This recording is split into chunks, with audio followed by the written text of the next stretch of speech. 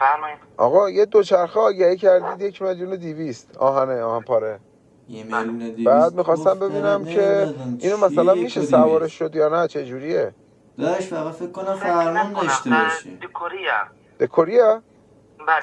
خب نه ببین من الان یه مثلا اون پسرم چرخ 1,200,000 الان اینجا کنار من کوریش نشسته، هم ما به این درد دوچرخه رو خرید نمیخوره. میگن 18,700,000. خب درست. این دوچرخه شما رو من دیدم آگهیشو، خوشش اومد بچم. میدونم منم چیش دقیقا 3 ساله دارم، 3-4 ساله نمیتونه سوارش بشه. نمیتونه؟ نه.